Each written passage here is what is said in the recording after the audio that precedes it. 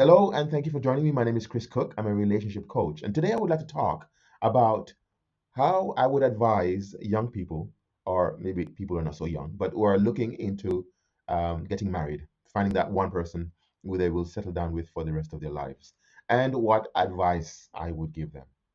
So, the first thing I would say is remember that when you're in the dating phase and you're thinking about getting married, you want to have both eyes wide open. And when you get married, you want to have one eye closed and the other one open. Okay. So, what do I mean by that? Well, so when you're selecting your spouse, you want to remember that this is the person that you're going to be spending the rest of your life with. Okay. And actually, this person is going to be the most important person in your life. This person, even, is going to be more important, or the relationship with this person will be more important than your children. Some people, they say, my children come first and then my spouse. That is a bad idea for so many reasons. First of all, if when your children grow up, they're going to fly the coop, as it were, or the nest, and you're going to be left there with your spouse. Also, if your relationship with your spouse isn't that great, then you're not going to be as effective a parent, or both of you won't be effective parents as you might have been if you put your spouse relationship first. You and your wife or a husband need to be on the same page. Children, they know how to divide and conquer, and it must be something like a natural thing that they develop without realizing it, because even though they're really really young, they recognize that if you can get one per parent, the father or the mother, to be on side, then you can alienate the other one, and then you can get what you want. And so you have to be wise to that and make sure that doesn't happen. Decide beforehand what you will do or what you will say yes to, and then you can both say whatever response you will give your child would be the same as what your spouse would say. So the idea of loving your children is a very important and powerful one.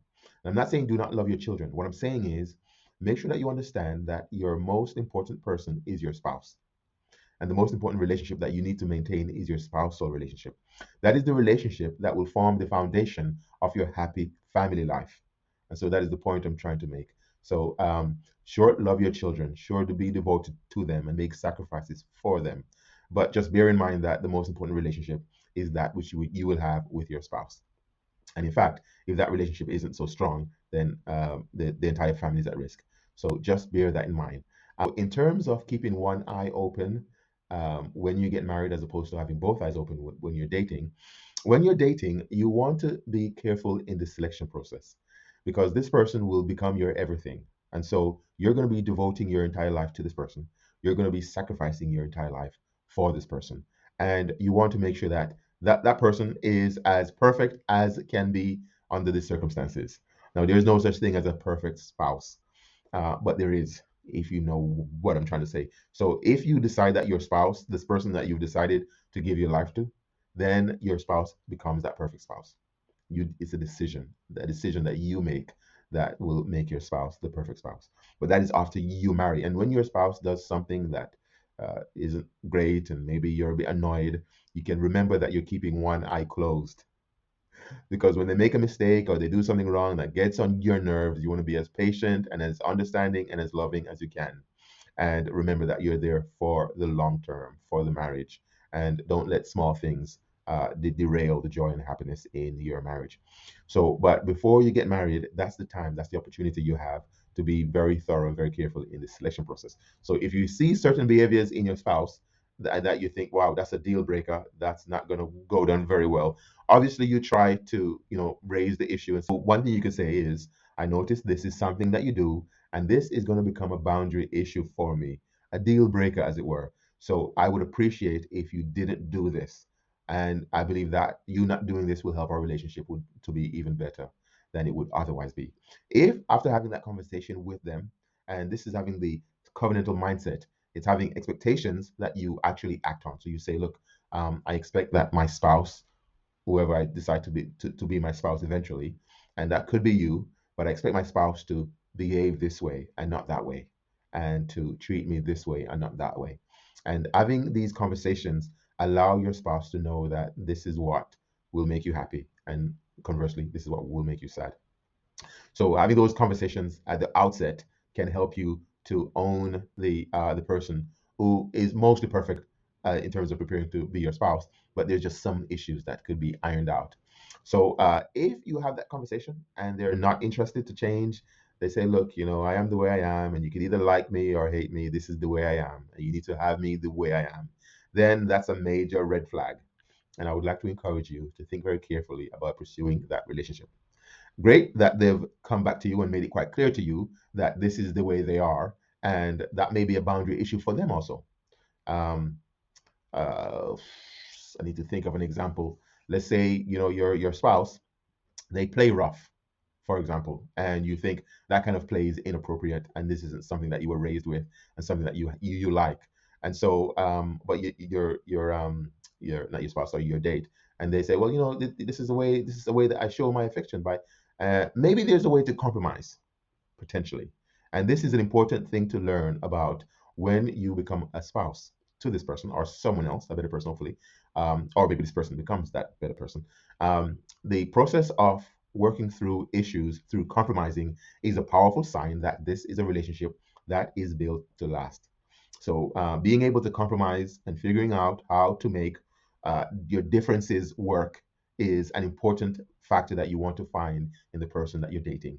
This is the thing that will allow you, or one of the things that will allow you to have a happy, successful marriage with that person.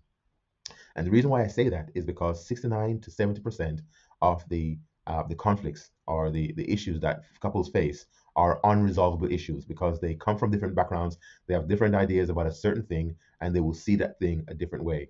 And so, because of that, you're not going to change your spouse. You're not going to change your spouse. And so, what you want to do is you want to think about what you can do to talk, to dialogue with each other, and figure out a way to compromise so that you can both work with whatever that situation is. So, when my first advice to young couples who are getting married is try to have both eyes open in the dating situation and one eye closed when you get married. Because when you get married, you're now in it and you've made those vows and you've said, for richer or poorer, in health or sickness, all of these vows, all these very romantic concepts which you made on the day of your wedding will now need to be put into place. And this is the crux of it. This is where it gets difficult. This is why so many marriages don't do as well because the idea, the romanticism of the wedding day doesn't get factored into the daily living of marriage life. And so be gracious with your spouse's mistakes and be forgiving and decide that they are the one and you're all in. Having that decision to be committed is also a very powerful thing, and that will be a blessing to you. Let me say a word about the concept of trust. Now, the idea of trust is about reliability. Now, reliability comes back to the vows that you made when you got married. So, if you think about them, you think about the idea of reliability. Really, all those vows are saying that you're going to be there for your spouse. So, in rich or poor. So, you're saying that if you live in a mansion, you'll be there for your spouse. If you live on the street, you'll be there for your spouse. And if your spouse knows that you're going to be there, whatever happens, then that is a perfect example of trust in action because you're showing that you will be there and you can be relied on. And so that is a very important concept that is in fact maybe one of the most important things that will cause you to experience the joy and the peace that you desire in your married life. So my word of advice to a young couple thinking about getting married is um, try to enjoy every moment of your married life as much as possible.